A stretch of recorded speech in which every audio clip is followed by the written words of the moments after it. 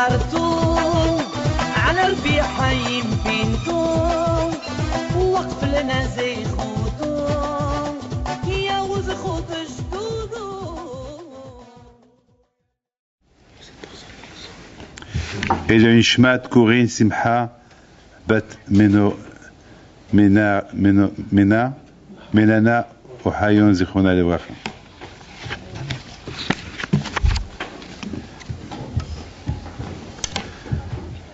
Bon, bien sûr, on ne va pas parler de ce qui s'est passé cette semaine ici à Créteil,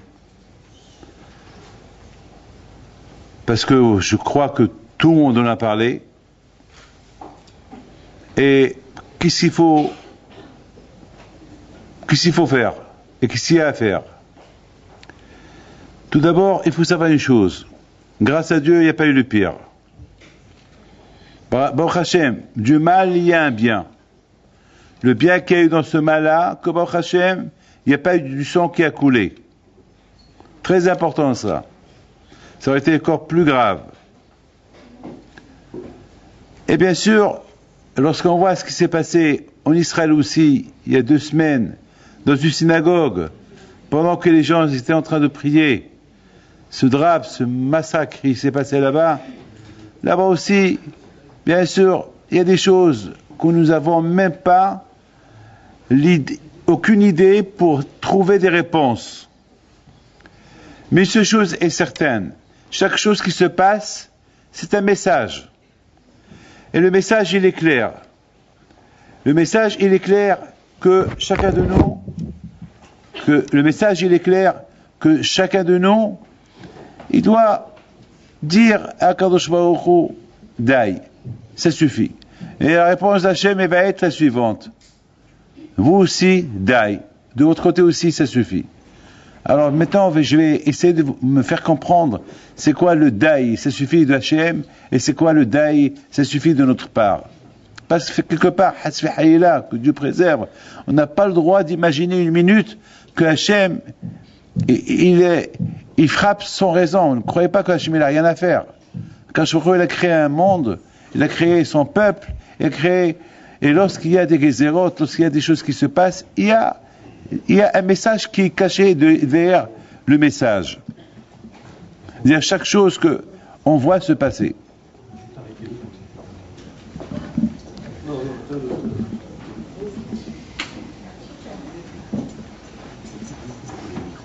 Non, j'ai pas besoin.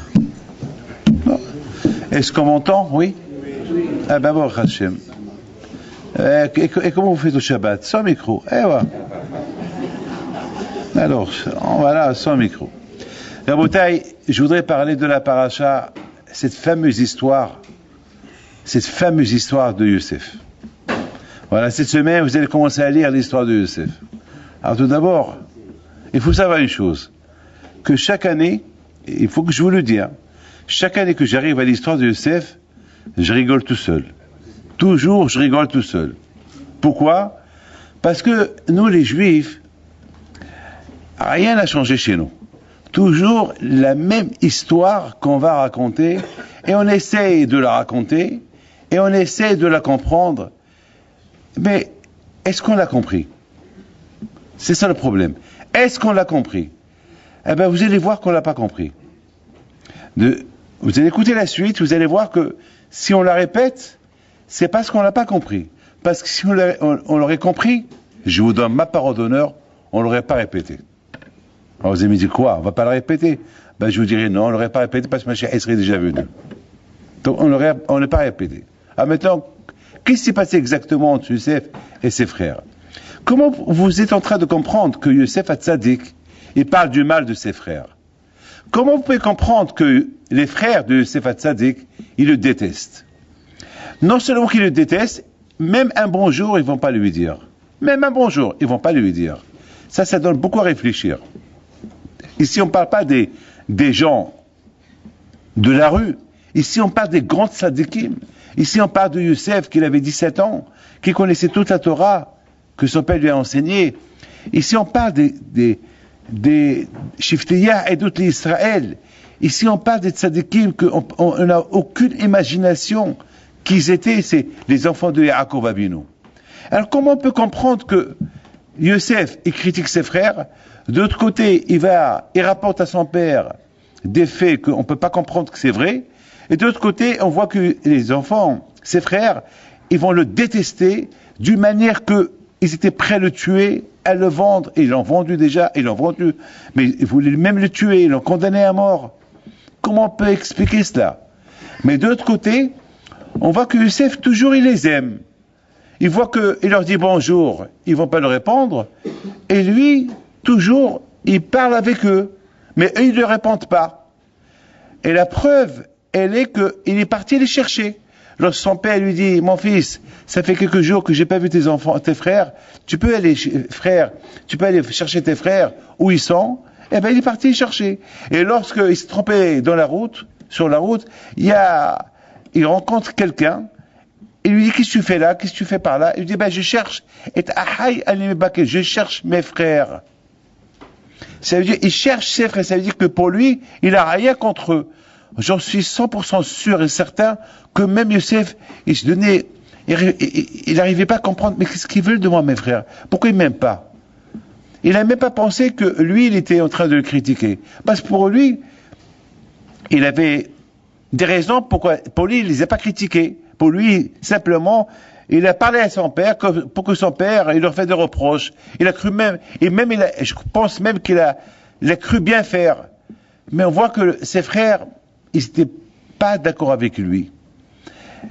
Même les rêves qu'il a rêvés, il leur a raconté. Écoutez, si moi je connais que j'ai des frères qui ne m'aiment pas, et le rêve les concerne, vous croyez que je vais leur raconter les rêves? Non. Si lui, il a raconté ses rêves devant ses frères, c'est qu'il a compris qu'il y a un message dans ses rêves pour ses frères. Mais là, le contraire, ses frères, ils l'ont encore détesté encore plus. Ils ont même dit quoi? Tu te prends pour qui? Tu veux devenir le roi sur nous? Et lui continue dans cette mimoute. Comment vous comprenez cette histoire? D'un côté, comment on comprend Yosef? De l'autre côté, comment on comprend les frères par rapport à leurs frères? Mes amis, écoutez bien ce que je vais vous dire. Cette semaine, j'étais en train de lire la Biouda Ipshis Alav Shalom. C'était un grand tzaddik qu'il a vécu à Prague. C'est un génie, un grand tzaddik. Il dit une phrase extraordinaire. Et il a raison ce qu'il dit. Et je lui donne raison. Mais avant que je vous dise ce qu'il dit, je voudrais simplement vous dire combien de divorces on a aujourd'hui. Vous ne pouvez pas imaginer. Vous ne pouvez pas imaginer combien de divorces il y a aujourd'hui. Vous n'avez aucune imagination. Peut-être vous avez l'habitude de voir que des mariages, mais vous ne savez pas les divorces qu'il y a. Vous voyez que les mariages et les divorces, peut-être de temps en temps, vous entendez un divorce à gauche, un divorce à droite. Mais si vous savez, si vous allez au consistoire, ils vont vous dire, ou bien ceux qui divorcent en Israël, ceux qui ne veulent pas divorcer ici au consistoire pour des raisons quelconques, ou bien ils vont chez des rabbins privés pour avoir leur divorce. Vous ne pouvez pas imaginer, à tel point que parfois je me dis, mais tout le monde divorce. Je donne la parole d'honneur. Parfois je me dis, mais quelque part je me dis, peut-être ça va être mon tour. Ben oui. Je dis, attends, peut-être ça va être mon tour.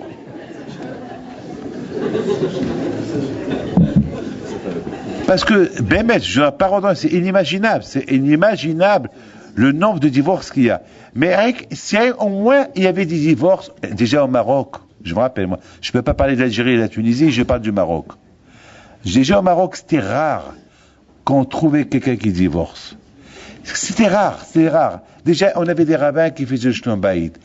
Et en plus, je pense qu'il n'y avait pas beaucoup de divorces. Il y a toujours eu des divorces, mais pas tout le temps. Pas autant ce que j'entends aujourd'hui. Vous savez, l'une des raisons des divorces, des problèmes entre amis, des problèmes de famille, c'est parce que l'un ne veut pas entendre le côté de l'autre. Toujours on entend, beaucoup des fois ça m'arrive, que là je convoque le couple, parce que chacun vient chez moi seul. Alors, si la femme elle vient seule, je lui dis tu as raison. D'après ce qu'elle me raconte, je lui dis si ce que tu me racontes c'est vrai, Eh ben, je te donne raison, mais maintenant, il faut que je vois ton mari. Il vient, le mari, il me raconte, je lui dis, toi aussi, tu as raison. Alors, ça veut dire que les deux, ils ont raison. Mais non, c'est que les deux, ils m'ont menti. Les deux, ils m'ont menti, parce que là, ce que je fais, j'ai pris la décision que jamais j'écoute l'un, jamais j'écoute l'autre sans que les deux ils soient présents. Et là, je les entends les deux. Alors, au départ, l'un ne veut pas rencontrer l'autre, l'un ne veut pas écouter l'autre, mais après, je les oblige. Sinon, il y a pas de solution. Et à la fin, ils n'ont pas le choix, ils viennent les deux. L'un commence à parler, l'autre, elle veut le faire taire. Je lui dis, non, madame, laisse-le parler après, je t'écoute toi aussi. Donc, après, c'est l'autre qu'elle parle. Après, je commence à être le juge. Et je lui dis, toi, tu as raison. Alors, elle commence à crier, je dis, non, écoute l'autre. Et à un moment donné, tu vois, l'un d'eux, il va céder. Parce que, au moins, l'un, il a écouté la vérité. Parce que chacun, il a raison. Mais si, lorsque chacun, il écoute rien qu'au moins l'autre, parce qu'il y a toujours un début de quelque chose. Par exemple, je raconte une petite anecdote. Il y a un divorce il y a quelque temps à cause du téléphone. Il vient le mari de la maison, crevé, fatigué. La première chose qu'il voit, il voit sa femme au téléphone. Bon, ça va. Lui aussi, il se met de côté. Bon, 5 minutes, 10 minutes, 3 minutes. Elle dit, bon, mon chéri, j'arrive. Il arrive 1 heure plus tard. Elle arrive 1 heure plus tard. Entre-temps, on voit le téléphone quand il sonne. Encore, c'est sa mère. C'est la belle-mère. Qu'elle a oublié de dire quelque chose à sa fille. Encore, elle va la prendre 1 demi-heure. Donc malheureusement, il se passe que ils se disputent, ils vont beaucoup se disputer, et toujours dans une dispute, il y a quoi? Il y a des mauvaises paroles qui vont sortir. Toujours c'est comme ça. Et ces mauvaises paroles, c'est eux qui vont causer le divorce. Pas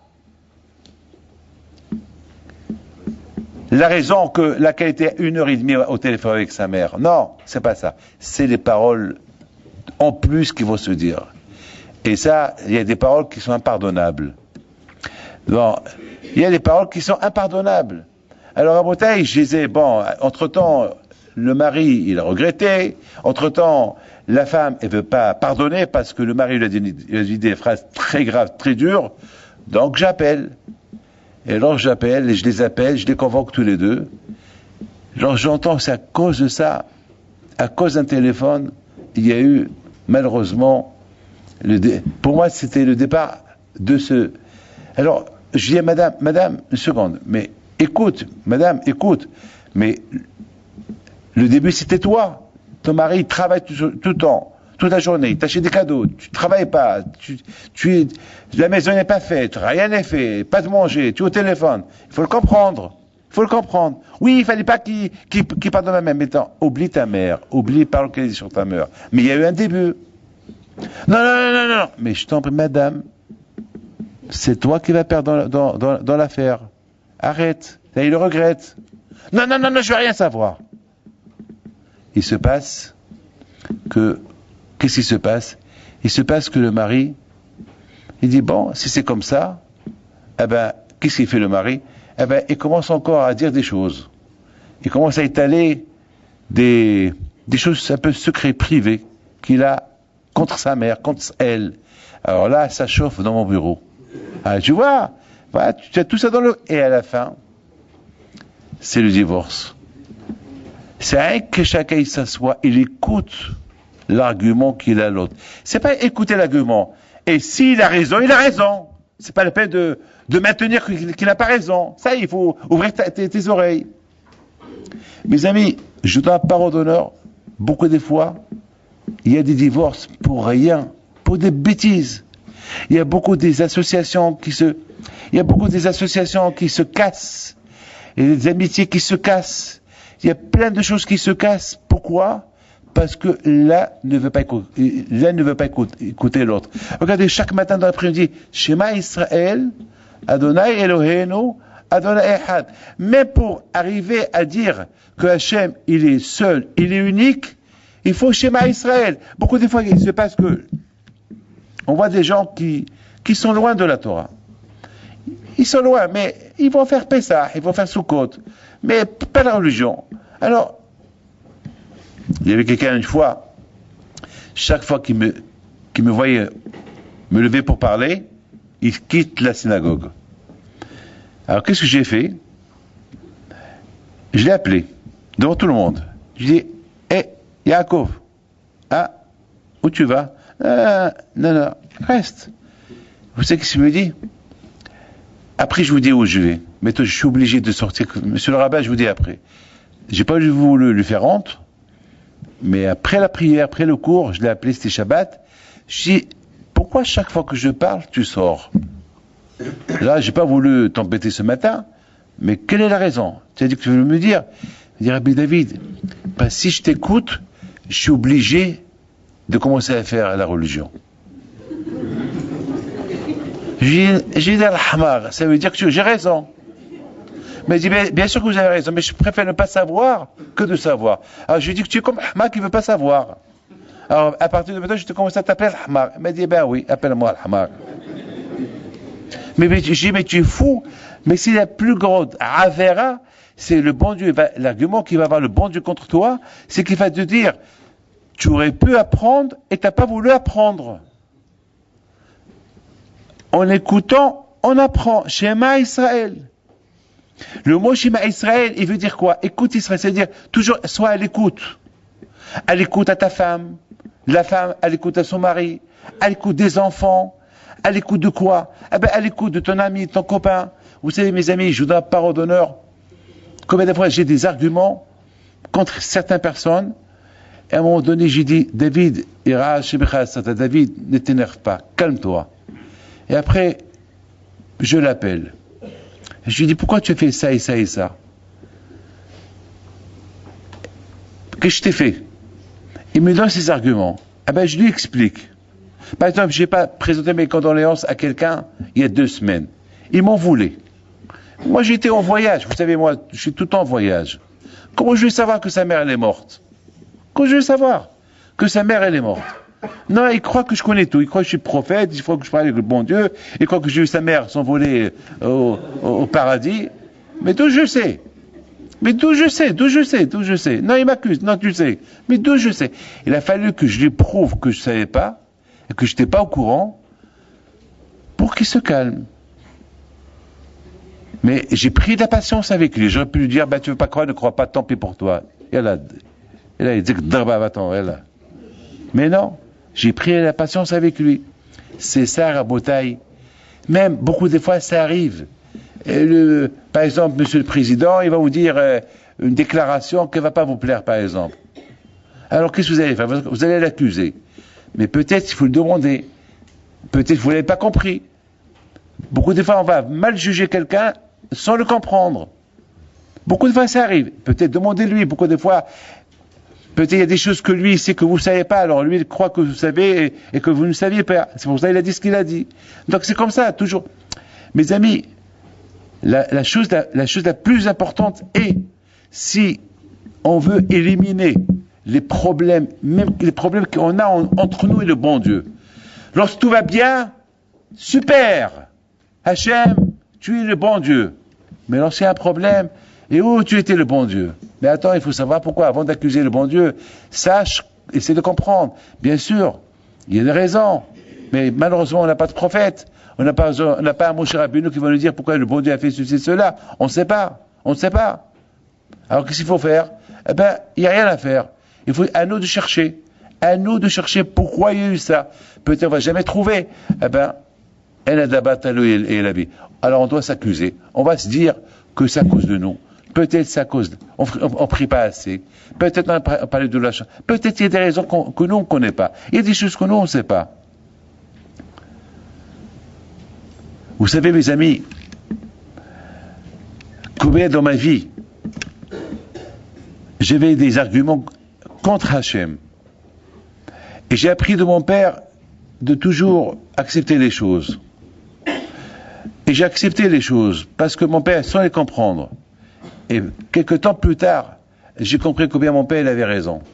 Que heureusement que Hachem il n'a pas accepté ma prière avant, et qu'il a fait ce qu'il a fait et que je ne l'ai pas compris, et que maintenant j'ai compris qu'il avait raison. Vous savez, il y avait quelqu'un une fois qui était contre moi. Il a tout fait pour m'abattre. Il a tout fait, il m'a même envoyé des voyous. J'ai il voulait que, mamash, il voulait, c'était le début que j'ai commencé à Zechotavot, mes premiers débuts. Et mon père était encore vivant. Et je vais en Israël, j'ai dit à mon père, papa, j'arrête. Papa, j'arrête. Bah, je peux pas. À cette époque-là, j'étais convoqué par le grand rabbin Sirat, qui était le grand rabbin de France, et par aussi le grand rabbin Goldman de l'époque, qui était le grand rabbin de Paris. Ils m'ont dit, on a reçu des lettres comme ça, c'est quoi tout ça? Ben, je lui dis, je sais pas. Je sais pas, je peux pas vous répondre. Je suis même en train de penser de tout quitter. Ben, je peux pas. Je peux tout accepter, mais sauf cette honte qu'il est en train de me faire, ce monsieur-là, je peux pas. Je vais en Israël. Et qu'est-ce qu'il me dit mon père? David, pourquoi tu es mieux que Moshe Rabbeinu? Moshe? Mais Moshe, c'est pas, moi David, c'est pas Moshe. Après il me dit, et alors, tu t'appelles David, tu es mieux que David Ameller, avec tout ce qu'il a subi dans sa vie. Même, pendant qu'il était en train d'étudier la Torah, il y avait des gens qui passaient sur la fenêtre, ils disaient, quand est-ce que David Ameller, il va mourir pour que son fils, Shlomo, il prend sa place? Et qu'est-ce qu'il dit? Qu'est-ce qu'il leur dit, David Ameller? Je vous remercie que, au moins, si vous ne m'aimez pas, alors moi, je suis content que vous aimez mon fils. Voilà. Merci. Merci. Alors mon père, là, me dit, David, tu es obligé. Je dis, papa, mais attends, mais c'est comme ça. Et je dis, papa, mais toi, t'as souffert comme ça? Ensuite, il me dit, moi, mon père me dit, moi, j'ai souffert la pauvreté. Les gens, ils venaient chez moi, ils m'apportaient une bougie. Et je vais vivre avec une bougie, au lieu qu'on m'apporte un peu d'argent de quoi vivre, il veut des brachot, et on me donne une bougie. Et beaucoup de fois, j'avais envie de leur dire, alors cette bougie, je la mange ou je l'allume? Il me dit, David, il y avait des jours que ta mère, elle n'avait pas de quoi manger. Denise, ta sœur, lorsqu'elle est née, ta mère, elle a mis sa vie en danger. Je dis, maman, pourquoi? Parce qu'elle n'avait pas de lait, il lui donnait du pain et du thé. Un bébé qui a 1 mois. Je dis, quoi, maman, elle a dit, fais ça à ma sœur? Je dis, oui, parce qu'elle n'avait pas de manger. Et je dis, bon, papa, alors, qu'est-ce que je fais? Il dit, David, tu te calmes, tu acceptes ce que Hachem veut de toi. Alors, je vous pose une question. Imaginez-vous que voilà. Pour moi, c'était l'entraînement. Hachem, toujours, il entraîne quelqu'un, lorsque quelqu'un, il doit être un peu à servir le peuple d'Israël, il faut qu'il passe à l'entraînement. Pour être un vrai soldat, on t'entraîne. Maintenant, pour être soldat, il y a beaucoup de catégories de soldats. Il y a des soldats, mais il y a des soldats il y a ce qu'on appelle des élites, des soldats number one, des force one, des soldats qui peuvent même marcher sur le feu. Ils vont courir vite pour ne pas brûler. Ne pas donner le temps au feu de les brûler. Donc, quand je serais en train de t'entraîner, imaginez-vous que j'aurais pas écouté mon père. Je serais pas à côté de vous. Je sais pas qui je serais devenu. Je sais pas. Dieu est grand. Vous voyez, alors Hachem, il a fait, aujourd'hui, je peux subir toutes les hontes, je m'en fous. J'accepte. Pourtant, il y a des choses que nous, on ne peut pas comprendre. Chacun, par exemple, regardez. Il y a 2 semaines, je marchais et je sais pas, je voulais passer derrière un monsieur, parce que il était paralysé, donc il était sur sa chaise, donc j'étais un peu, il n'y avait pas beaucoup d'espace, et voilà, le bouton de ma veste, il s'est accroché avec la chaise, et non seulement il s'est détaché, même la veste, elle s'est déchirée. Je commençais à rigoler dans ma tête, je lui dis, Hachem, pourquoi? Moi je parlais avec lui en arabe. Voilà, je vous le dis, avec le bon Dieu, il faut parler avec lui. Vous êtes des Français, parlez-lui en français. Je ne sais pas, Bishlomo, Seigneur, comment il parle avec Akadosh Baruch Hu. Moi je parle avec lui en arabe. C'est ma langue. Parce que Hachem, il comprend toutes les langues. Le français, l'anglais, le tunisien, l'algérien, tout, il comprend tout. Il comprend toutes les langues. Moi, je les parle en anglais, en français, pardon. Mais alors, je suis devant... Maintenant, je vous dirai un petit secret. Là, je reçois les gens. Vous savez, je reçois les gens en Angleterre, en Amérique. Je parle bien l'anglais, Baruch Hashem. Donc, lorsque je parle aux Anglais, ils veulent une bracha aux Américains. Je fais la bracha en anglais, bien sûr. Mais dans ma tête, c'est l'arabe. Dans ma tête, je traduis la bracha en arabe. Parce que je me sens bien avec Hachem lorsque je lui parle en arabe. C'est tout. Moi, je vous le dis. Donc, j'ai dit à Kadosh Baruch Hu, Alech, pourquoi ça? Voilà. Donc, quelque part, après, j'ai dit, bon, les collègues cavaliers tabac, tout le monde, ils ont vu, ils ont entendu la déchirure de la veste et le bouton qui tombe par terre. Bon, à Kolpanim, je passe, je m'assois. Mais est-ce que je sais pourquoi Hachem a fait ça? J'ai fait ce Shabbat, j'ai pas honte de vous le dire. 2 fois, j'ai allumé la lumière sans le vouloir. La première, lorsque je voulais m'essuyer les mains, et la serviette était à côté du four, et malheureusement, la serviette s'est un peu détachée, elle a ouvert le four, la lumière s'est allumée. C'est pas de ma faute. Et mes enfants, ils ont oublié d'enlever un truc de l'alarme, et j'ai ouvert la porte et ça s'est allumé. C'est pas de ma faute. Mais j'ai commencé à réfléchir. Pourquoi? Il y a un message ici. Si j'ai allumé 2 fois la lumière involontairement Shabbat, c'est qu'il y a un message. Je l'ai pas fait exprès. Je l'ai pas fait exprès. Mais c'est quoi le message? Ah ben, Rabotai, le message, il est le suivant. Il faut que je fasse un peu plus dans le Shabbat. C'est tout. C'est tout. Parce que aussi, peut-être aussi, que, je m'excuse de vous le dire, moi chaque vendredi, j'aide ma femme à la maison. Et hier, j'avais trop de téléphones, ah ben je ne l'ai pas aidé. Ah ben le bon Dieu me dit, David, t'as pris sur toi d'aider ta femme chaque Shabbat. Chaque Shabbat, je lui donne 2 heures. Chaque Shabbat, je suis à la cuisine, je lave, il faut pas me voir avec la barre. J'ai appris ça de mon père. Je suis pas mieux que les tzadikim. Je suis pas mieux que le vendredi, ils allaient chercher, moi aujourd'hui je peux pas, j'ai honte, c'est pas, soi-disant, c'est pas qu'à votre que je vais au marché, faire le marché, bien, je vous donne parole d'honneur. Vous pouvez pas imaginer combien j'ai envie d'aller au marché, faire le marché pour la maison. Mais je sais que si je le fais, tout le monde va me voir, donc c'est pas, chacun, bon, aujourd'hui, malheureusement, les choses ont changé. Mais avant, même Baba Saleh, même Rabbi Pinto Alav Shalom, ils allaient faire même Rabbi Yaakov Essera, ils allaient eux-mêmes faire les achats du Shabbat. Et nous aujourd'hui, nous, les rabbins, on a un peu honte, malheureusement, parce que, malheureusement, je veux pas entrer dans les détails, mais malheureusement, au moins, si on peut pas aller faire le marché, alors, au moins, on aide à la maison, qu'on arrange les chambres, même qu'on a une femme de ménage, ça veut rien dire, le Shabbat, c'est le Shabbat, votre Shabbat, à toi de le faire. Alors, je dis, peut-être c'est à cause de ça. J'ai commencé à réfléchir, peut-être c'est à cause de ça.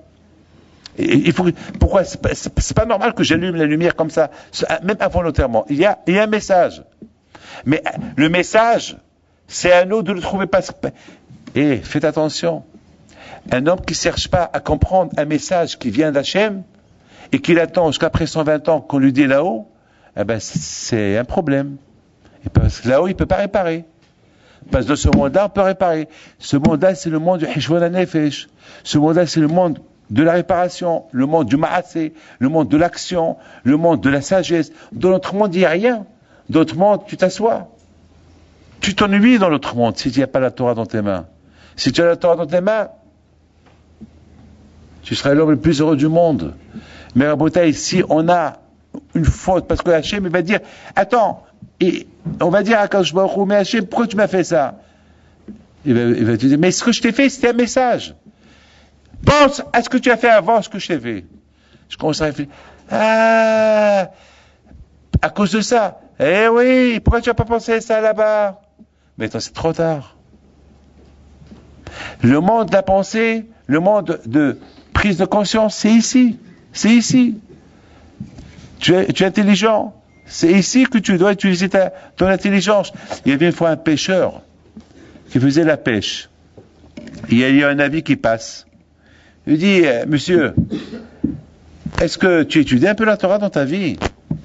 Il lui dit, j'ai pas de chokhma, j'ai pas de sagesse, mais il m'a dit, je suis ahmar. J'ai pas de chokhma. Et il lui dit, lui, un avis. Dis-moi, qu'est-ce que tu fais là? Il a dit, ben, vous voyez pas, je fais la pêche. Voilà le canapé. Il a dit, comment tu fais la pêche? Comment tu peux me dire? Il dit, ben, je fais comme ça, je fais comme ça. Et sinon, si je vois que, alors j'ai le filet. Et si le filet se déchire, qu'est-ce que tu fais? Eh ben, je sais le coudre et je cherche les endroits où je pense qu'il y a des poissons, là où il y a je vois des tourbillons, je comprends. Et il y en avait, il lui dit, pour faire la pêche, tu as la hurma. Et pour étudier la Torah, tu n'as pas de hurma. Mais cette hurma que tu as pour faire la pêche, cette même hurma, tu peux l'utiliser pour étudier la Torah. Donc ça veut dire que tu cherches que des excuses. Des excuses que tu cherches. C'est quoi tu n'as pas de hurma? Donc à Botaï, l'homme, il croit qu'il n'a pas de hurma. Mais ouais, à Botaï, vous savez, la semaine dernière, j'étais en Argentine. Écoutez bien ça. Jeudi dernier, il s'est passé quelque chose. Je voyais les routes vides. Les routes, elles étaient vides. En général, là où je me trouve, l'Argentine, j'ai la Nicheva, l'Argentine, elle marche super bien. Grâce à Dieu, je remercie Akadosh Baruch Hu, parce qu'au départ, tout le monde se moquait de moi. Tout le monde disait, mais qui va venir chez toi? Mais parce que là-bas, il y a beaucoup de synagogues et c'est religieux. Mais qui? Je lui dis, qui? Ben, si je l'ai fait, c'est que Hachem m'a mis dans la tête que de la faire, c'est qu'il y a des clients qui vont venir ici. C'est tout. Sinon, pourquoi je l'ai fait? Eh ben, Raboté, vous savez, grâce à Dieu, je l'ai fait, je l'ai construit, et aujourd'hui, elle marche très très bien. La semaine dernière, il était presque 280 personnes la semaine dernière. Et Baruch Hashem, tout va bien. Baruch Hashem, la Torah, les gens, ils étudient la Torah, il y a un Kolel Boker, un Kolel Erev, le monde, justement, je l'ai construit dans un endroit très religieux, parce que le nombre de monde qui vient chez moi, ils sont pas religieux. Bon, moi, Badak, il vient là-bas, il voit des religieux, il s'intéresse tout de suite, il s'intéresse à la religion, il s'étudie un peu, bon, après, il y a un changement. Mes amis, écoutez. Alors, il me dit, Rabbi David, si les routes sont vides, c'est parce qu'il y a un grand match de football ce soir. Il y a une équipe qui s'appelle River, et avec une autre équipe. Ah bon? Et alors? Je lui dis, alors tout ce monde-là, ils sont quoi? Au stade? Non, ils sont chez eux à la maison. Mais Khlal, aujourd'hui, les billets, ils ont été vendus à $2000 en contrebande. C'est plein, mais les gens, ils sont chez eux à la maison. Waouh. Bon. Je vais chez la famille Swed, et à un moment donné, j'ai commencé à dire un petit Dvar Torah à table, parce que j'étais invité chez eux, et j'entends, j'entends, ça criait de partout, ça venait de partout. J'ai eu peur. Je croyais qu'il y avait un tremblement de terre. Je croyais qu'il y avait une révolution. Je croyais que peut-être c'est la guerre mondiale. Non, Rabbi David, ne vous inquiétez pas. River, ils ont marqué un goal, un but. Album. Et tout ça pour ça. Ben oui. Bon, j'ai rien dit, j'ai rien fait. Mais je suis resté pensif. Écoutez bien, hein. Je suis resté très très pensif. Je commençais à réfléchir. Alors, on me voit que je parle pas. On voit que je dis rien. On voit que j'étais pensif. Rabbi David, qu'est-ce qui se passe? Il y avait là-bas Rabbi NTB, il y avait des rabbanim. J'ai dit, monsieur le rabbin, je peux vous poser une question? Il me dit, oui. Mais il ne faut pas m'en vouloir si je vous la pose. Parce qu'après, vous pouvez me la poser à moi aussi. Pour ne pas... Je voudrais que je vous la pose et vous la posez. Il me dit, quoi? Il a eu peur. Il a dit, quoi? Je lui dis, est-ce que dans ta vie, tu étais content comme ces gens qui sont contents lorsqu'ils ont marqué un but? Est-ce qu'un jour, on a crié de joie l'opportunité de faire une mitzvah? Jamais.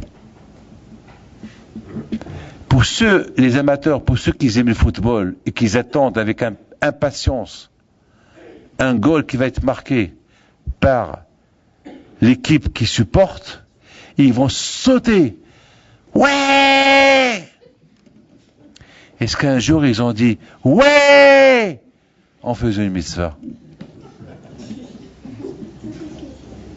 Après 120 ans, Akadosh Baruch Hu, il va leur dire hey Yaakov, viens, tu aimes Manchester United, tu aimes Paris Saint-Germain, tu aimes Marseille, tu aimes Monaco, tu aimes Maccabi, tu aimes Kababi, tu aimes quoi? Et le monsieur va rougir, il va baisser la tête, et Hachem va lui dire hey Yaakov, dis-moi c'est quoi ton équipe? Paris Saint-Germain. Tu étais abonné? Oui, j'étais abonné. Tu es allé voir les matchs? Oui. Est-ce que tu peux me dire, je peux te montrer quelques goals qui ont été marqués et comment tu as réagi? Il va baisser la tête. Et Hachem va donner l'ordre. Allez, commencez le film. Et voilà. Hachem va dire à Yaakov, tu regardes s'il te plaît, tu es là pour regarder. Yaakov, déjà, il est déjà gêné, il a honte de voir la vérité, et il regarde comment Paris Saint-Germain, il marque le goal, et comment lui saute de joie. T'as vu ce que tu as fait? Et après, Hachem va lui montrer tous les goals qui ont été marqués, et il va lui montrer toutes les déceptions. Lorsque Paris Saint-Germain a perdu, et lorsque Yaakov sort la tête basse. Et toutes les fêtes qu'il a fait lorsque Paris Saint-Germain il a gagné.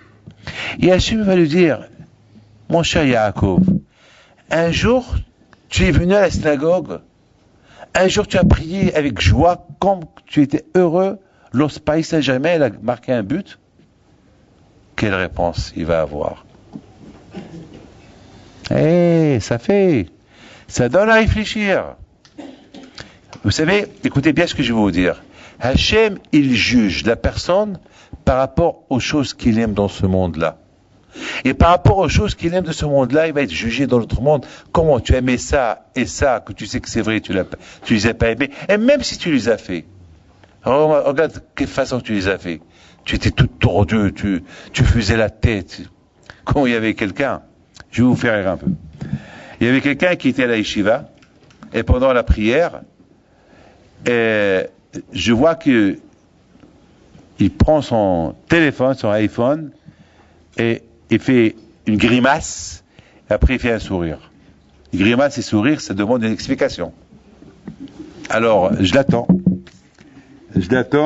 qu'il termine sa prière, et il voulait passer le premier, j'ai dit non, j'ai besoin de toi. Je l'ai fait rentrer dans le bureau, je lui dis, j'ai vu que tu as fait une grimace et tu as rigolé en voyant le téléphone. Je voudrais moi aussi rigoler avec toi. Je veux savoir, grimace et rigoler, c'est une contradiction. Ou rigoler, pas de grimace, ou grimace, pas de rigoler. Pourquoi les deux à la fois? David, je suis gêné. Mais c'est pas grave, je veux apprendre, ça ne te dérange pas. Apprends-moi, je veux savoir. Il me dit, ce matin, j'ai quitté la maison, j'étais un peu pressé. En quittant la maison, ma femme, elle m'appelle, me dit, je t'en prie, rentre, mets le lait à bouillir pour les enfants. J'ai mis le lait à bouillir, au lieu que j'attends jusqu'à que le lait il soit prêt, j'ai quitté, je suis venu, et voilà, elle m'appelle, elle m'envoie un texto. Attends, au lieu que tu m'ajoutes du travail, tu as sali la cuisinière, et ça a débordé par terre, et ma mère, je l'ai appelée pour qu'elle vienne m'aider, et ma mère, elle comprend pas. Maintenant, la mère et la belle-mère. Et voilà. Alors, je me dis, Rabbi David, j'ai fait une grimace parce que j'ai lu, et j'ai souri. Qu'est-ce que je vais lui dire? Qu'est-ce que je vais lui dire? Alors, je lui dis, alors, qu'est-ce que tu vas lui dire? Il dit, je sais pas. J'ai dit, tu sais, monsieur, tu as deux problèmes. Non, tu as trois. Non, deux. Une, avec le bon Dieu, parce que pendant la prière, tu avais le téléphone, alors que dans la Hamida, on est avec Hachem. Et la deuxième, il y a ta mère et ta belle-mère. Voilà, je les mets les deux dans une assiette. Qu'est-ce que tu vas faire? Il me dit, Rabbi David, pour le bon Dieu, je peux m'arranger avec lui. Bon Dieu, on s'arrange toujours avec lui. On lui demande pardon, il est obligé de nous pardonner. Ça, Rabbi ce que nous a appris. Mon problème, ça va être ma mère et ma belle-mère. Je ne sais pas comment je vais faire. Alors je lui ai dit, tu sais mon fils, tiens, je vais l'appeler, je vais t'aider. Je vais venir à ton secours. Passe-moi le téléphone, je vais l'appeler. Mais Rabbi David, elle sait que je vous ai pas... Écoute-moi, de toute façon, tu sais pas ce qui t'attend à la maison. Alors au moins, beaucoup au moins. Alors, donne-moi le téléphone. Et voilà, il compose le numéro, et je prends le téléphone, et je le mets à l'oreille, et la première phrase que j'entends, « Oh, tu es !» Alors, je la réponds, je lui dis, « Madame, hein? Madame, c'est Rabbi David. Ah, excusez-moi. Non, je sais. » Alors, je commence à lui dire, c'est de ma faute, c'est moi qui ai dit à ton mari de venir vite. Bon, tu l'excuses, capara, peut-être quelque chose devait arriver. C'est ça, nous, les Marocains. Quand j'ai dit, c'est ce qu'on dit, peut-être quelque chose, l'est, ton fils devait brûler. Et voilà, capara, c'est la cuisinière.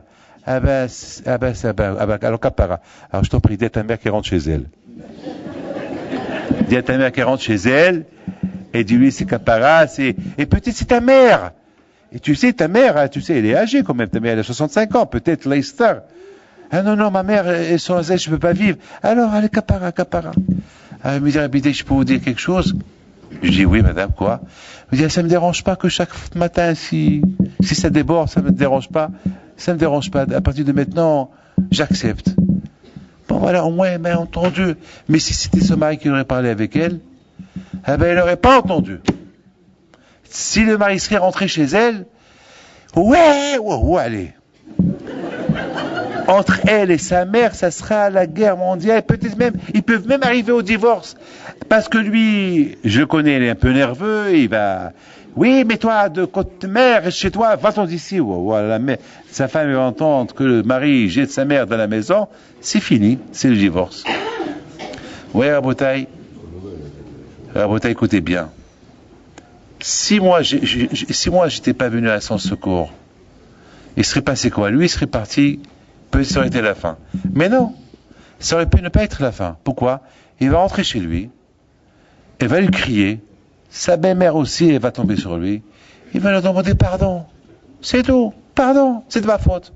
Je m'excuse. Hatati aviti pachati. C'est tout. Parce qu'après tout, sa femme, elle a raison. Oui ou pas? Bah oui. La belle-mère, je sais pas, mais elle, oui.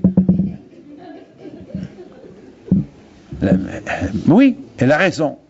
Donc, mais malheureusement, le mari ne va pas être capable d'accepter, il ne va pas accepter d'écouter. Mes amis, tout ce que je suis en train de vous dire, c'est pour arriver à une conclusion. Vous avez bien vu ce matin? Vous avez tous, Monsieur le Président, il vous a parlé un peu de la paracha de ce matin, de Yaakov et Esav. Mais mes amis, écoutez très bien.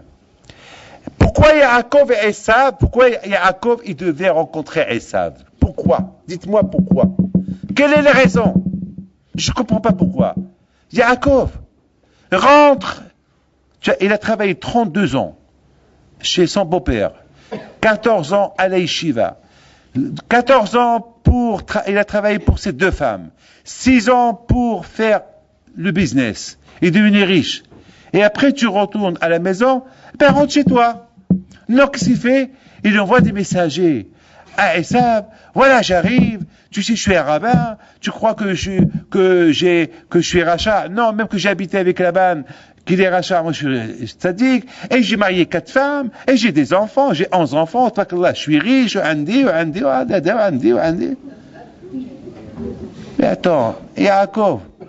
Mais qui t'a demandé de faire ça? Est-ce que le bon Dieu t'a dit de faire ça? Mais rentre chez toi et tais-toi, tu te moques. Ferme ta bouche. Pourquoi Yaakov tu fais tout ça? Pourquoi Yaakov? Pourquoi tu parles trop? Pourquoi? Quelle est la raison?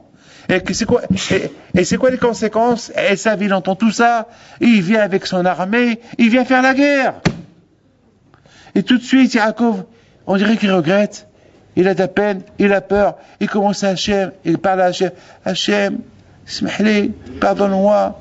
écoute ma prière, j'ai peur de mon frère, j'ai peur de Esav, j'ai peur qu'il me tue, j'ai peur qu'il tue mes femmes, j'ai peur, Hachem, et toi tu m'as promis.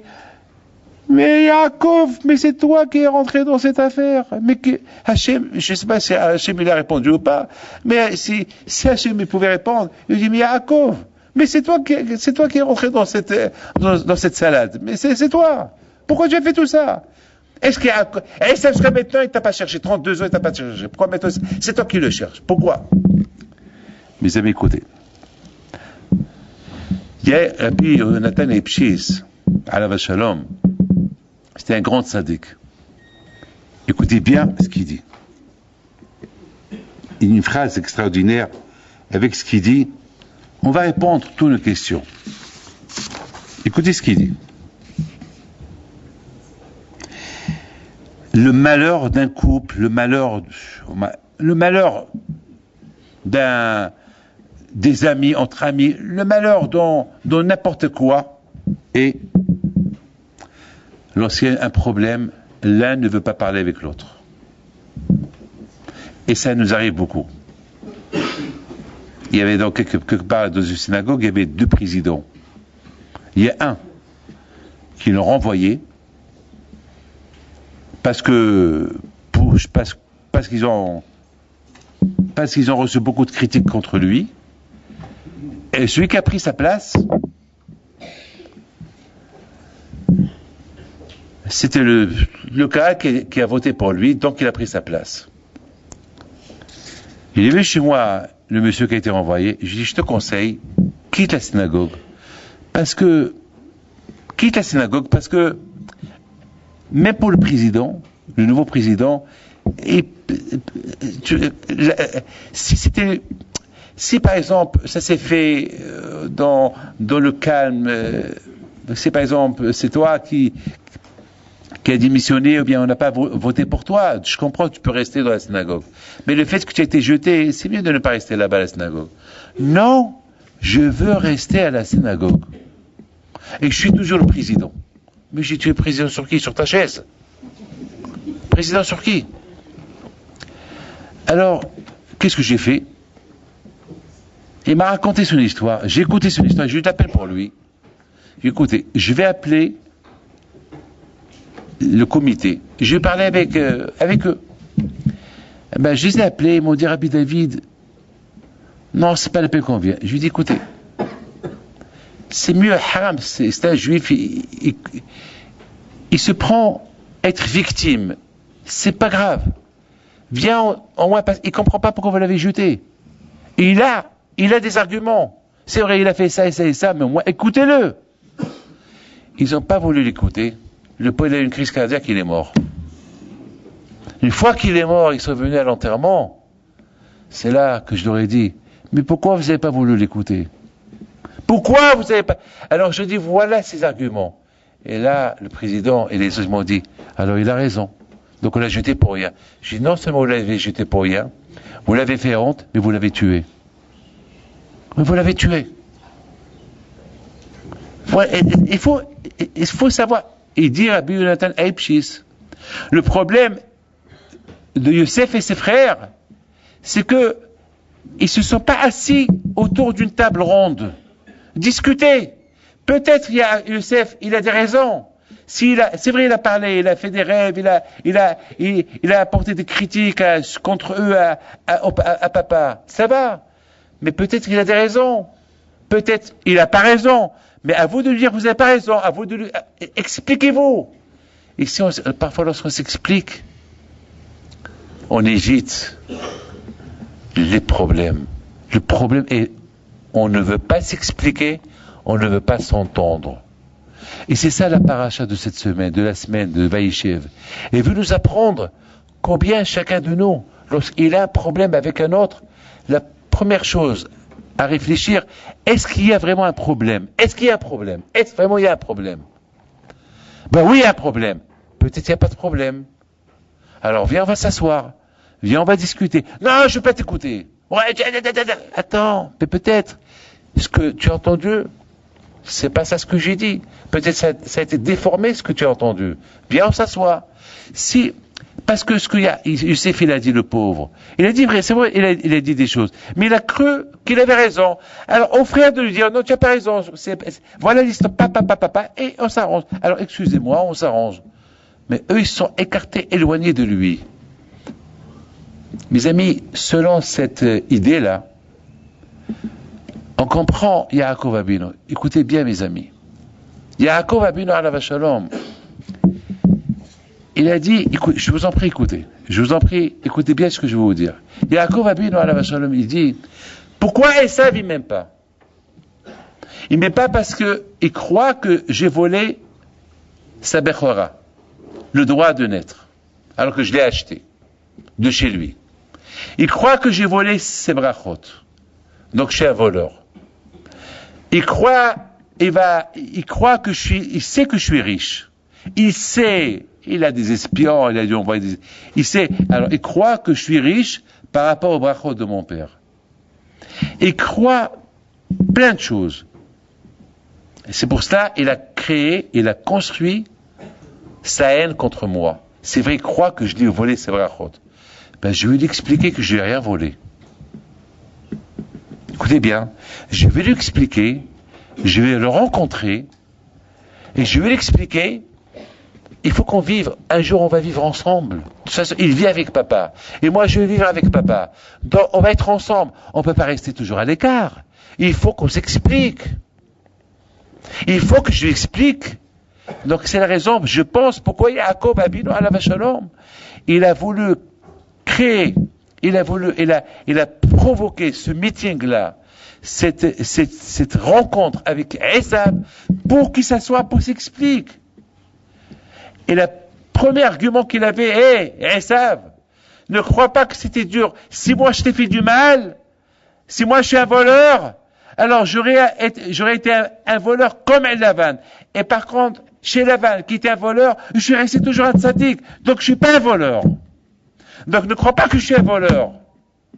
Déjà, voilà, lorsque tu vas me voir avec ma barbe, tu vas voir la Shekhina sur moi, et je vais voir mes enfants, tu vois comment j'ai éduqué mes enfants, tu vas comprendre que je suis pas un voleur. Tu vas savoir que je suis pas un voleur. Dans Rabodaï, Yaakov Abinu alav shalom, il n'avait pas besoin de demander à Kadosh Baruch Hu s'il le fait ou il ne le fait pas. Parce que Yaakov Abinu, c'était de la Torah. Il a compris que pour arranger son argument avec Esav, il fallait qu'ils se rencontrent. Et après, il lui dit, c'est vrai, je suis riche, j'ai acheté ça. Mais tu sais, pour être juif, ça coûte l'argent. Mais toi, Esav, tu manges du taref. Moi, il faut que je mange du kasher, ça coûte cher. Le Shabbat coûte cher. Akadosh Baruch Hu, il donne la parnassa selon nos dépenses. Si Hachem il voit que vraiment on a besoin, il nous donne. Vous savez, la semaine dernière, il y a 2 semaines, j'ai joué avec le bon Dieu ping-pong.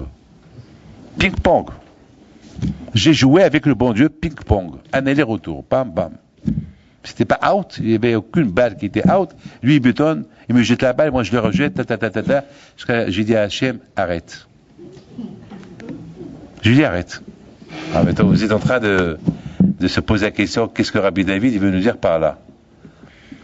La semaine dernière, il y a 2 semaines, il y a un monsieur qui vient chez moi de bon matin, il me donne un chèque.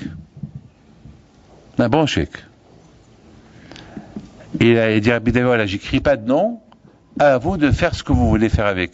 Je vous fais confiance. C'est à vous. Il y a un rabbin qui vient, il vient de construire une synagogue, une yeshiva à Bonneuil. Il est venu pour m'inviter pour l'inauguration. Malheureusement, je ne pouvais pas y aller parce que j'avais beaucoup de choses à faire ce jour là-bas. Et je devais y aller, mais je n'ai pas été. Et je lui dis, vous avez fini les travaux? Oui. Tu sais quoi? La yeshiva de Bonneuil, c'est Rav Monsénégo, voilà. Je lui dis, voilà ce chèque-là que je viens de recevoir ce matin, je vous le donne. Il voit le chèque, c'était gros, c'était bien. Rabbi David, vous n'êtes pas trompé? Non, non, c'est à vous.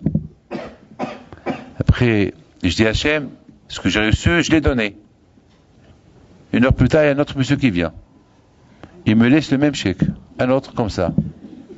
Lui, il sort, et il y a un Rav Schlesinger qui arrive de Kol Torah, il a donné un petit shiur à la yeshiva, et j'ai compris, il est venu pour la yeshiva. Je lui dis, voilà, ce chèque, c'est pour lui. Bon. J'ai dit, Hachem, ce que tu m'as donné, je l'ai donné. Et maintenant, je reste sans rien. Alors maintenant, Hachem, je veux, toi aussi, tu sais bien, Hachem, que moi aussi j'ai besoin. Alors je veux que je me les rends. Mais je veux que tu me les rends avec intérêt. Avec les Juifs, on n'a pas le droit de faire d'intérêt, c'est péché de te prêter l'argent avec intérêt, mais avec toi, Hachem, il n'y a pas. Je veux que tu me donnes un peu plus. Je veux que tu me donnes le capital et le bénéfice. Alors, si Hachem pouvait me parler, il aurait pu me dire, attends, je te donne ce que tu m'as donné, je te rends, pourquoi tu veux que je te donne le bénéfice? Le bénéfice, je te la garde pour plus tard. Et il vient l'après-midi, un juif de Zurich qui ne devait pas venir. Et à la fin, il est venu. Il me dit, Rabbi David, je voudrais vous faire un virement de temps. J'ai commencé à rigoler. Il me dit, pourquoi vous rigolez? Vous voulez plus? J'ai dit, non, je rigole. Le bon Dieu m'a répondu. C'est quoi? Ben, je vais raconter mon histoire, et d'après ce que je vois que vous m'avez rendu et la somme que j'ai donnée, les deux sommes que j'ai données, et le bénéfice. Pour moi, l'affaire, elle est terminée. Oui ou pas?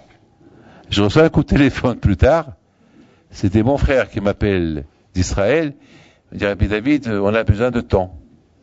J'ai dit, d'abord, Hachem, je viens de les recevoir, je vais te les envoyer.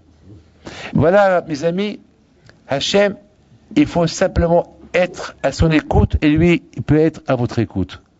S'il vous écoute pas, ça ne veut pas dire qu'il vous écoute pas, il vous écoute, mais peut-être, il lui semble que ça ne vaut pas la peine qu'il vous répond. Tout est calculé chez Hachem. Il n'y a rien qui n'est pas calculé. À nous de chercher les raisons pourquoi on mérite certaines choses qui sont un peu graves. Il faut chercher, c'est tout. Parce qu'on n'a pas de prophète qui nous dit ce qui se passe. Mes amis, écoutez très bien. Il y a Yaakov Abinu alav shalom une fois qu'il a arrangé, qu'il a rencontré son frère. Et il a tout expliqué. Son frère, mes amis, il voulait plus le quitter. Ce frère Esav, qu'il est venu pour le tuer, ce frère Esav, il dit, mais ton frère, je vais rester avec toi. Je vais être ton garde corps. Je ne vais plus te lâcher. Et il y a un qui dit que Esav, il dit Yaakov, Yelecha Ashelecha. Que ce que tu as, c'est à toi. Et Rashi sur place, il dit que Esav, il lui dit, et les brachot que papa, il t'a béni, eh ben, ils sont à toi. Et même le malach, l'ange qui protège Esav, lui-même, il a dit à Yaakov, que les brachot, que ton père, il t'a béni, ils sont à toi. Donc finalement, Rabotai, si Esav, si Yaakov, il n'aurait pas rencontré Esav, jamais on saurait si Esav, il va admettre, il va être d'accord pour les bénédictions que Yaakov lui a pris. Toujours il va dire, il m'a volé, il m'a volé, il m'a volé. Mais qu'est-ce qu'il y avait Yaakov? Il a été super intelligent. Il a vu que Esav, il ne vient pas chez lui, eh ben c'est lui qui va chez lui. Dans la vie, mes amis, il faut savoir s'annuler. Pour vous les femmes, vous avez un problème avec votre mari, et qu'il ne vous parle pas, à vous de lui parler. Il ne va pas vous répondre, c'est pas grave. C'est pas grave. C'est pas grave. Vous avez 1000 arguments pour ne pas lui parler.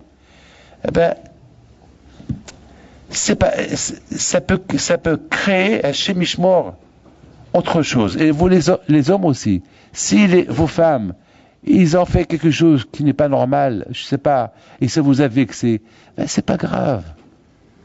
Peut-être il y a une raison. Alors, essayez de s'expliquer. Vous savez, il y a un monsieur qui vient chez Rabbi Haim Pinto, il s'appelle Rabbi Oda Lugassi d'Aix-les-Bains qui me l'a raconté. Il y avait une fois, je crois que c'est son grand-père, si je me trompe pas. Il vient chez Rabbi Haim Pinto pour divorcer. Et Rabbi Haim Pinto lui dit, tu sais quoi? Viens demain matin, prenez le petit déjeuner avec moi, et je vous donne la bracha pour le divorce. Le lendemain, ils sont venus, une fois que Rabbi Hipito, entre-temps, il a fait son enquête, il a vu que ils vont se divorcer pour des bêtises. Ils sont venus chez lui le lendemain. Vous savez, à l'époque, au Maroc, il y avait tsreh, il y avait les tapis. Les tapis, parce que dans les rues, il y avait du goût. Parfois, il y avait de la boue, tout ça. Donc, il y avait tsreh, il y avait des tapis dans la maison. Donc, les gens, ils enlevaient les chaussures pour ne pas salir les tapis. Alors, c'est ce qu'ils ont fait. Ils ont enlevé leurs chaussures. Et Rabbi Haim Pinto, il fait une chose spectaculaire. Vous savez ce qu'il fait? Il se lève, il va, il prend les chaussures de la femme, il les embrasse et il parle avec eux. Dommage qu'il va te divorcer, il ne te mérite pas. Il les pose et il rentre dans la chambre et dit au monsieur, bon, vous voulez divorcer, je vous donne ma bracha. Non, non, non, non, non, non, non, non, il dit le monsieur. Pourquoi? Ben, on a vu ce que vous avez fait. Et Rabbi Haim leur dit, ben oui, vous voulez divorcer pour rien, parce que toi, monsieur, tu veux pas l'écouter. Mais écoute là. Si tu l'écoutes, tu vas voir que tu vas divorcer pour rien. Parce que Leicester, comme un Cohen, oh là là, il y avait un Cohen. Je l'ai supplié pour ne pas divorcer. Je lui ai dit, Cohen, ce que tu as entendu sur ta femme, c'est pas vrai. C'est pas vrai. Non, non, c'est vrai. Et ma mère, elle me l'a dit, mais ta mère, elle est contre elle, ta mère. Je ne crois pas, moi, à ta mère.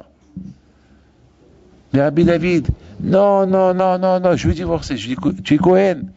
Si tu la divorces, tu peux, et tu regrettes après, tu pourras plus la récupérer. Non, c'est fini, c'est fini, c'est fini.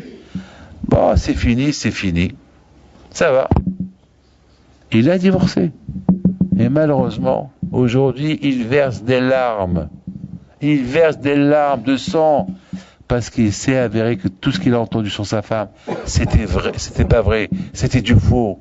Et il n'a pas voulu écouter. Regardez, on a deux parachutes qui sont spectaculaires. La paracha de Yaakov et Yaakov et son frère, et la paracha de Yosef et ses frères. Pourquoi Yosef et ses frères, ils n'ont pas pris l'exemple de Yaakov et son frère? La paracha de Yaakov et son frère, l'intelligence de Yaakov pour éliminer les problèmes qu'il avait avec son frère, même qu'il le déteste, il faut qu'on s'explique. Une fois qu'il s'est expliqué avec son frère, eh ben, son frère a accepté les arguments. Il a même dit, alors toutes les brachot que papa t'a donné, ils sont à toi, t'es plus voleur, tu n'es plus un voleur. Et l'affaire s'est terminée bien. Alors, vous, Youssef, et vos frères, et ses frères, prenez exemple de Yaakov. Asseyez-vous, discutez, marchandez, parlez. Non. Chacun voulait rester un peu sur sa position. Eh ben, l'affaire s'est aggravée. Youssef a été vendu. Bon, même avec tout ça, un bien est sorti du mal. Mettez ça dans la tête. Jamais, jamais d'Hachem il vient un mal. Tout ce qui vient d'Hachem, c'est du bien. Même le mal, c'est du bien. Une fois que les Shvatim, ils ont fait Teshuvah, eh ben, le bien est sorti de là. Et Rabotai, c'est écrit dans 2 semaines, c'est écrit que Youssef, il a discuté avec ses frères. Et ses frères, ils ont discuté avec lui. Ils se sont saoulés, ils ont parlé, et 100%, ils se sont expliqués. Haval qui ne se sont pas expliqués 22 ans à l'avance. J'ai reçu, écoutez, je termine avec une histoire.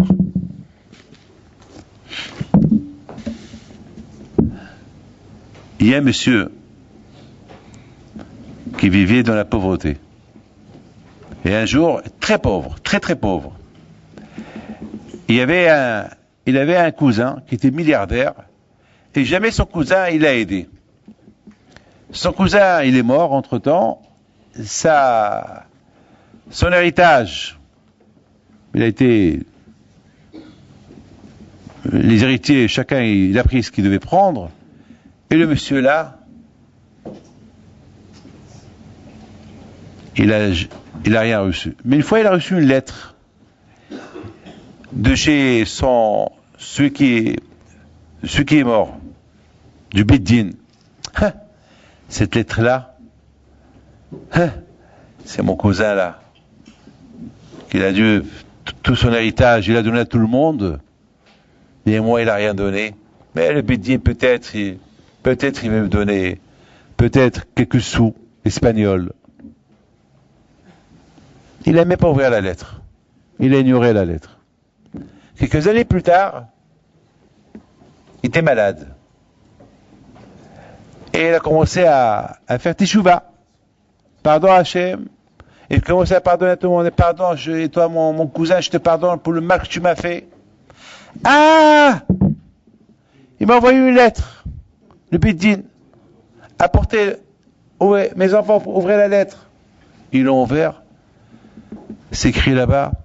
Son cousin qui lui écrit, ne crois pas que je t'ai oublié. Je t'ai laissé une grosse somme d'argent. Elle est entreposée chez le Bid-Din.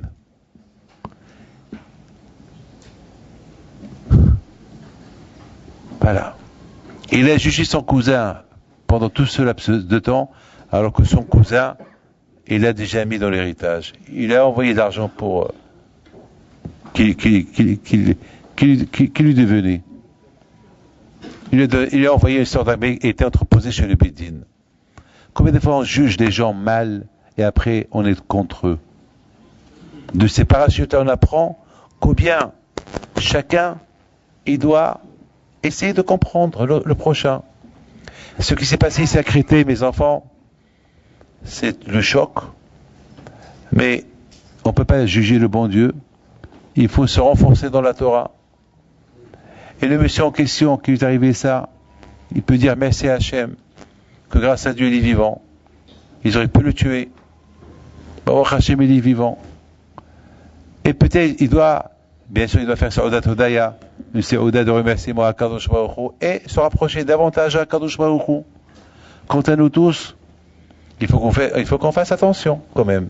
Je sais que demain vous allez faire une manifestation, c'est normal, mais il faut que ça se passe dans la paix. Il faut que ce soit une manifestation, pas en criant vengeance. Faites comme les enfants des 4 juifs qui ont été assassinés à Yerushalayim, que pendant le Hesped, pendant qu'ils étaient debout devant le corps de leurs parents avant d'être mis au cercueil, ils ont dit Hachem, on accepte ce que tu as fait, on n'est pas là pour venger ce qu'ils ont fait à nos parents, on accepte ce que tu as fait, et peut-être on doit se renforcer.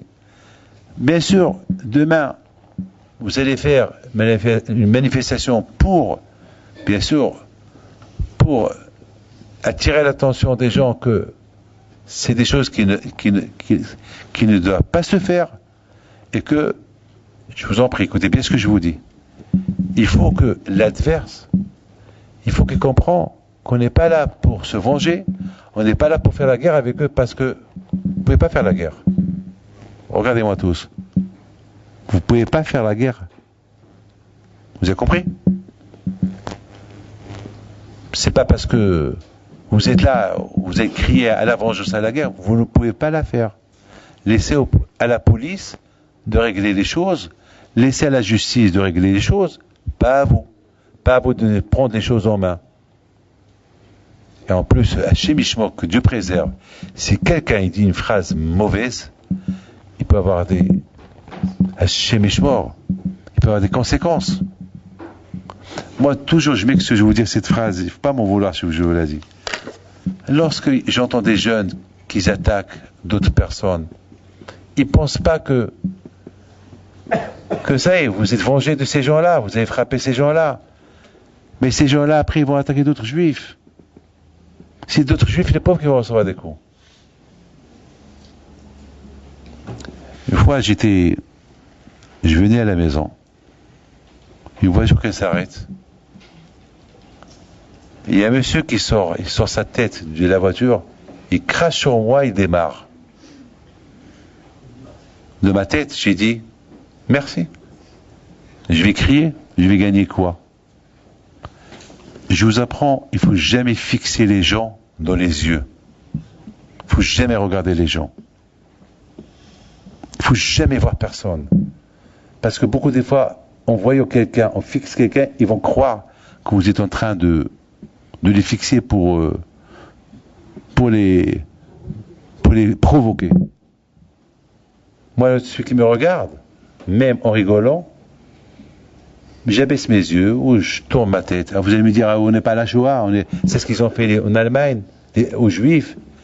Écoutez très bien, si quelque chose doit arriver, il doit arriver.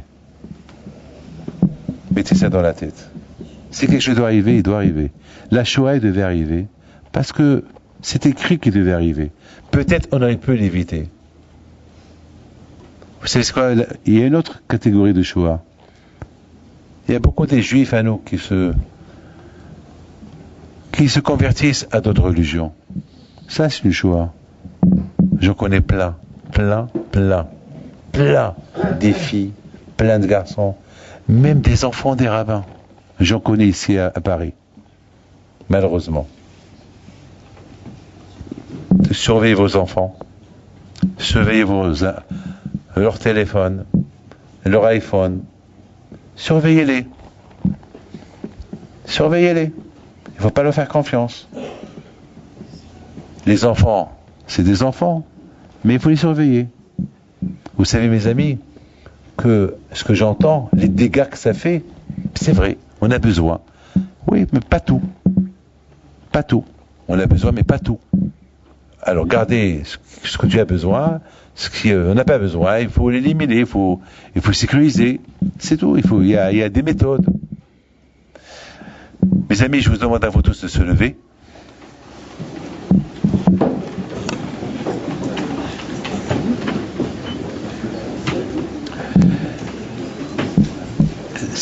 ישבח אבותינו אברהם, יצחק ויעקב, משה ואהרון, דוד ושלמה.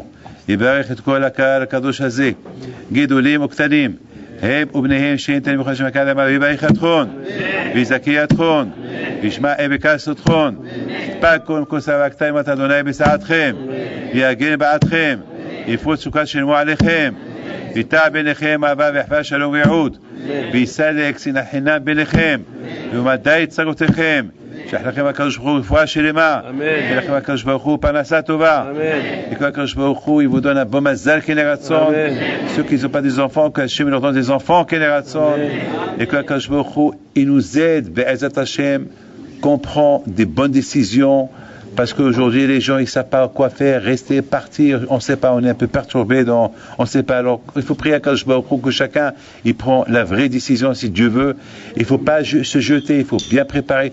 Tout ce que vous voulez faire, il faut bien le préparer. Amen. Shema Israël Adonai Eloheinu Adonai Echad. Shema Israël Adonai Eloheinu Adonai Echad. Adonai Melech, Adonai Malach, Adonai Imloch Leolam Va'ed. Adonai Melech, Adonai Malach, Adonai Imloch Leolam Va'ed. Adonai Melech, Adonai Malach, Adonai Imloch Leolam Va'ed. Adonai Melech, Adonai Malach, Adonai Imloch Leolam Va'ed. Ana Adonai Hoshi'ana. Ana Adonai Hoshi'ana. Ana Adonai Yatzlichana. Ana Adonai Yatzlichana. Encore une fois.